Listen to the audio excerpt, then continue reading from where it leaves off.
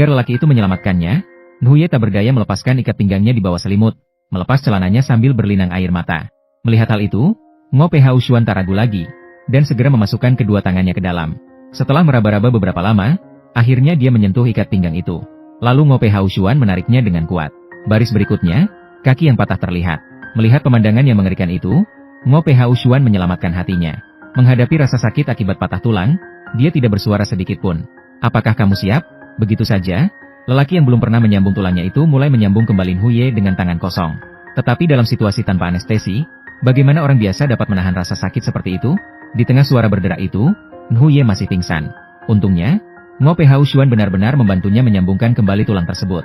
Namun tak lama kemudian, masalah baru muncul di hadapannya. Begitulah cara pergi ke toilet.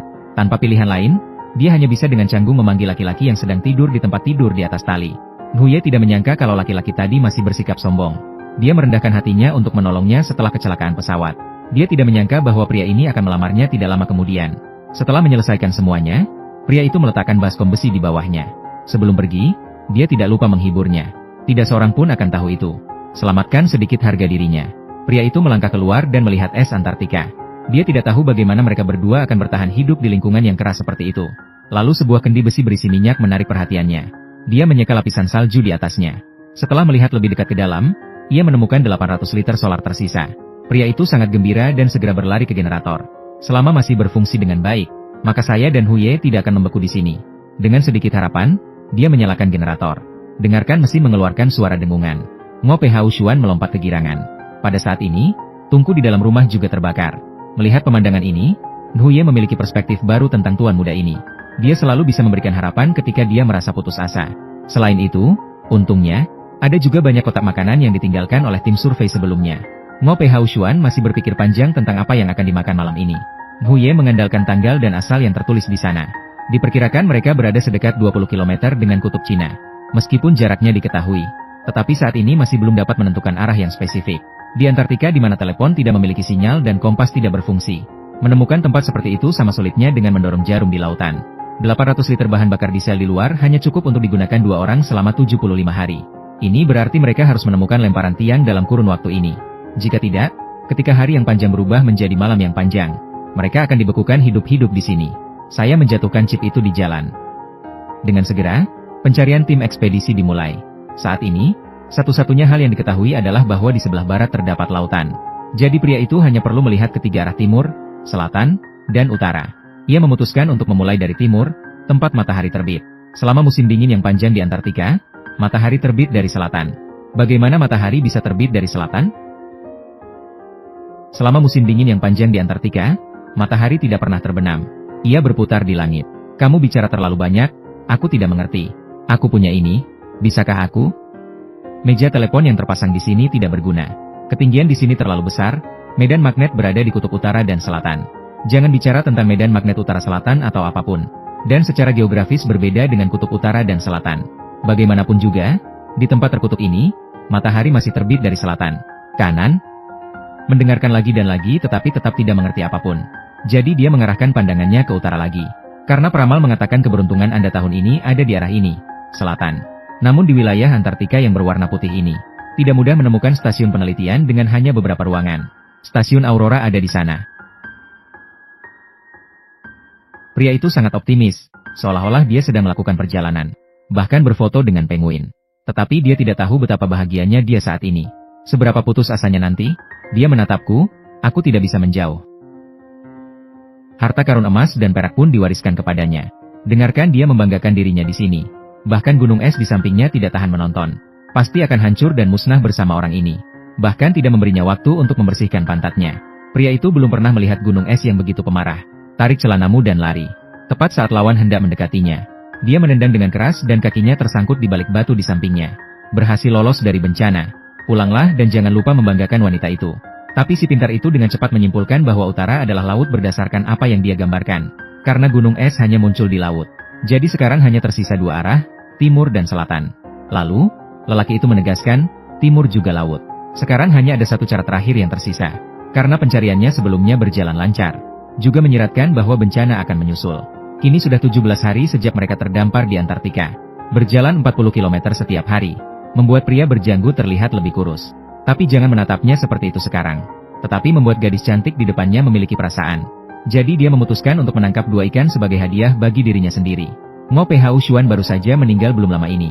Kalimat tersebut memiliki momentum. Dia segera duduk, meraih tongkat pancing dan menariknya kuat-kuat. Segera setelah itu, seekor ikan hitam mengilap ditarik ke atas. Namun saat dia hendak kembali memberikan pekerjaan rumah kepada Huye, tiba-tiba terdengar suara keras di bawah kakiku. Dalam sepersekian detik, Ngo Phou Xuan jatuh ke dalam es. Perbedaan yang besar itu membuatnya langsung pingsan. Di depannya ada tebing tanpa dasar. Ketika dia terbangun dan melihat pemandangan ini, anggota tubuhnya gemetar karena sedih. Ngo Phou Xuan buru-buru mencari jalan keluar. Tetapi telah berputar selama 2 hari tanpa hasil apapun. Yang anehnya adalah setiap kali dia kembali ke titik awal. Tempat ini seperti labirin. Karena putus asa, dia memutuskan untuk menyerahkan segalanya. Tetapi ketika dia teringat Huye di rumah, dia langsung mundur.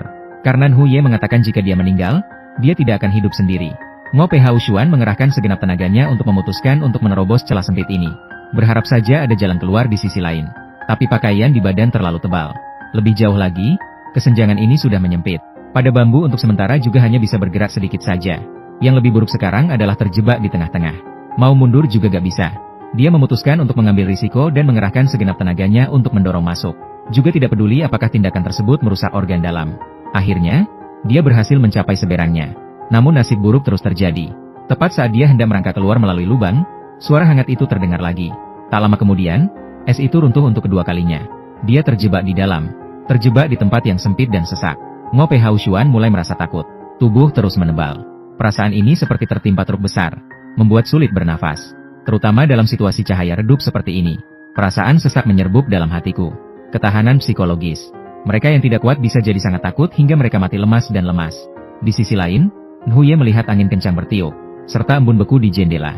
Dia tahu bahwa hari-hari telah berlalu dan lelaki itu belum kembali. Ada kemungkinan besar sesuatu telah terjadi. Memikirkan hal itu, air matanya terus mengalir. Lebih parahnya lagi, angin kencang merusak generator. Ruangan itu seketika berubah menjadi neraka beku. Tidak ada jalan lain, ia hanya bisa menyeret kakinya yang sakit itu keluar selangkah demi sedetik. Pergi ke generator, dia ingin menyalakannya kembali. Namun kabel yang putus juga gagal. Dia terjatuh ke tanah karena tak berdaya. Melihat tutup kotak di sebelahnya, dia akhirnya memilih bunuh diri dengan memotong pergelangan tangannya. Nguyen Triad juga ingin pergi ke neraka bersama pria itu. Tetapi dia tidak pernah menyangka bahwa orang ini akan berhasil keluar dari es. Pria itu tahu sudah lama sekali. Namun dia masih belum pulang. Seperti yang diharapkan akan khawatir. Dia tidak berani ragu dan segera berlari kembali. Namun ketika dia melihat tidak ada lagi jejak orang lain di ruangan itu, dia segera menyadari ada sesuatu yang salah. Memang benar, sekadar keluar saja rasanya seperti mati. Untungnya dia kembali tepat waktu. Orang lainnya masih memiliki detak jantung yang lemah. Aku terjatuh ke celah es. Bisakah kita bertahan? Saat ini, dia menyadari bahwa dia tampaknya menyukai pemuda yang sombong ini. Setiap kali dia membawakan keajaiban padanya. Setelah beristirahat dan memulihkan diri, pria itu melanjutkan perjalanannya untuk menemukan tiang tersebut. Sekarang sudah 34 hari sejak mereka terjebak. Namun sayang, musibah kembali menimpanya. Karena aktivitas jangka panjang di salju, Ngo Phou Xuan menderita penyakit tidur. Penglihatan tiba-tiba menjadi kabur. Dia mulai berpikir mungkin dia terlalu lelah. Kupikir hanya hamparan salju saja akan baik-baik saja. Tetapi ketika dia membuka matanya, yang dia lihat hanyalah warna putih. Ngo Phou Xuan baru menyadari bahwa matanya mungkin bermasalah. Dia ingin pulang cepat. Namun karena dia tidak dapat melihat jalan dengan jelas, dia terpeleset dan jatuh di lereng. Untungnya, musim gugur ini membawanya lebih dekat ke rumah. Namun jarak ini hanya sekitar 100 meter baginya. Rasanya seperti berjalan di labirin. Dia mulai merasa panik. Terburu-buru memanggil nama Huye. Dia bahkan tidak tahu di mana dia berada. Aku jadi penasaran, apakah dia mendengarnya? Tetapi ini satu-satunya harapannya. Berteriaklah sekeras yang kau bisa. Beruntungnya, Huye di rumah mendengarnya.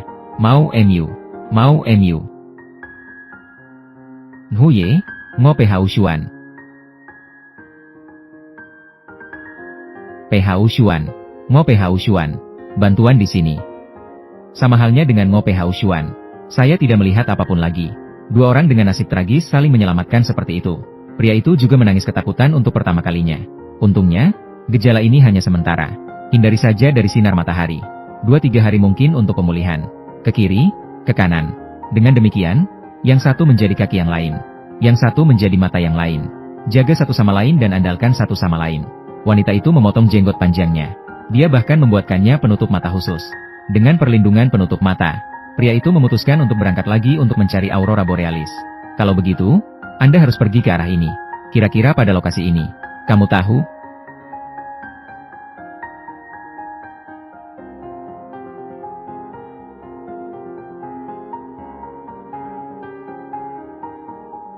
Untungnya orang ini bereaksi cukup cepat. Dalam perjalanan, ia bertemu dengan seekor anjing laut. Melihat betapa cantiknya, pria itu mulai menggodanya. Anda pasti setuju, kanan? Aku akui kamu juga tidak buruk. Mata besar, wajah oval. Setelah kembali ke rumah, setiap hari makan malam dengan kelapa dan lilin. Anda lihat, berat badan Anda telah turun. Namun bencana selalu terjadi silih berganti. Dia melihat sekumpulan ikan kecil. Awalnya dimaksudkan untuk memancing mereka semua untuk dimakan. Lalu, sesosok raksasa muncul. Itu adalah seekor paus. Ekornya hampir menyentuh es. Namun tanpa diduga hal ini membawa tantangan bagi pria itu, yakni melahirkan bayi kembar 4. Dalam sekejap, dia jatuh ke laut dalam. Efek pantulan sinar matahari mengganggunya. Tidak melihat jalan keluar. Dia hampir mati lemas di dalam air. Beruntungnya, kemunculan kawanan penguin memberinya harapan untuk bertahan hidup. Kawanan burung kecil ini baru saja selesai berburu dan bersiap untuk pulang. Tepat pada waktunya untuk menunjukkan kepada pria itu rute pelarian yang benar. Lalu ia berenang sekuat tenaga mengejar penguin itu ke atas. Begitu saja, dia berhasil melarikan diri di bawah bimbingan orang-orang kecil ini. Tapi karena seluruh orangnya basah. Dalam lingkungan bersuhu rendah seperti itu, ia akan cepat membeku menjadi patung es. Dia segera mengambil beberapa permen yang telah disiapkan dan memakannya. Melakukan hal itu setidaknya dapat mempertahankan suhu tubuh untuk sementara. Dia terus saja menjadi gila. Tubuhnya begitu kaku sehingga kakinya tidak dapat ditekuk secara normal. Saya tidak tahu berapa lama waktu telah berlalu. Akhirnya lelaki itu pulang ke rumah dalam keadaan kacau balau. Kemudian, dia dengan cepat menggunakan suhu tubuhnya untuk menghangatkannya. Lakukan ini untuk meningkatkan fungsi seksual pria secara keseluruhan. Hindari daerah beku. Untungnya, ia segera dirawat dan kulitnya segera kembali normal. Setelah bangun tidur, Ngo Phu Xuan memutuskan untuk makan lengkap untuk memulihkan tenaganya. Tetapi saat itu, terdengar ketukan keras di pintu. Ngo Phu Xuan dengan gembira mengira itu adalah tim penyelamat. Namun jika melihat keluar, bagian luarnya kosong. Tepat pada saat itu, pintu terbuka. Keduanya begitu ketakutan sehingga mereka bersembunyi di bawah meja. Detik berikutnya, seekor penguin masuk. Dimainkan sebentar lalu ditemukan. Adalah penduduk asli Antartika.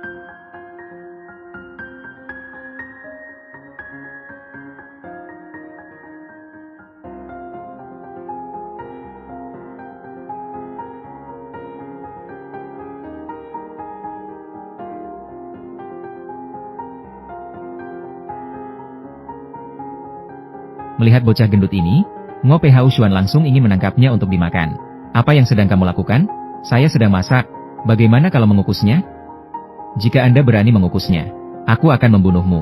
Kehabisan kecap, Ngo Phu Xuan. Tidak ada jalan lain, dia harus menyerah. Siapa yang bilang dia adalah istrimu yang lain?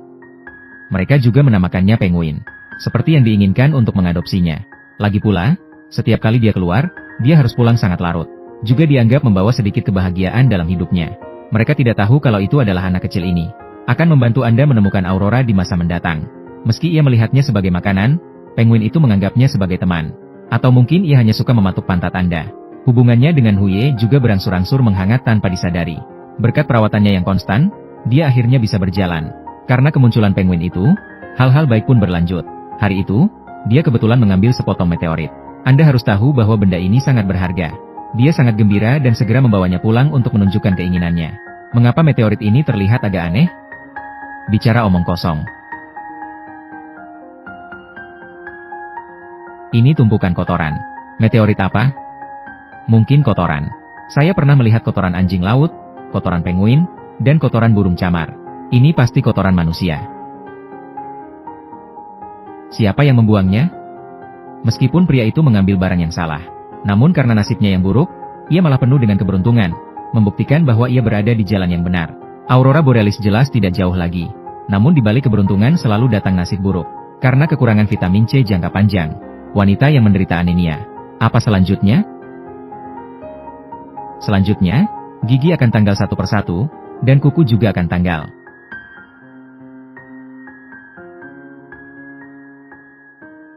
Phu Xuan, Anda memberi saya harapan 2 kali.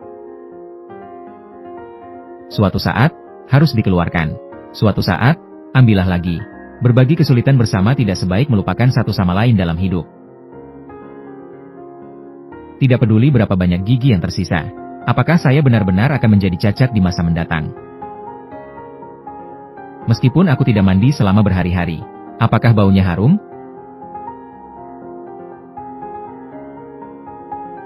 Aku akan tetap mencintaimu. Salam hormat. Bersediakah kamu menerima Ngo Pei Haoshuan sebagai suami sahmu di akhir dunia ini?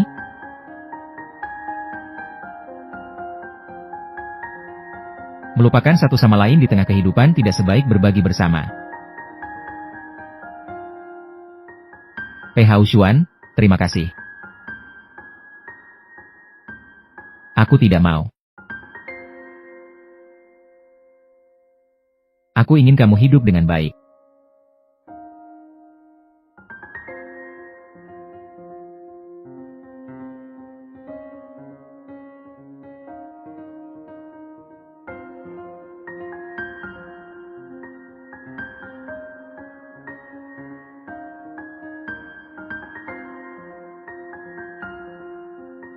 Terima kasih.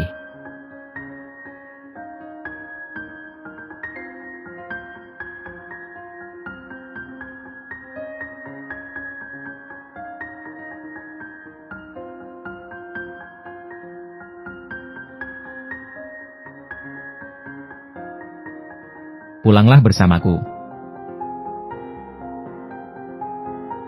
Mau MU.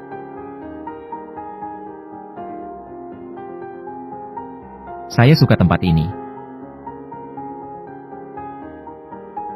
Tapi tak ada tempat untukmu di sampingku. Ini tempat berlindungku yang aman, tapi bukan milikmu, kamu kembali.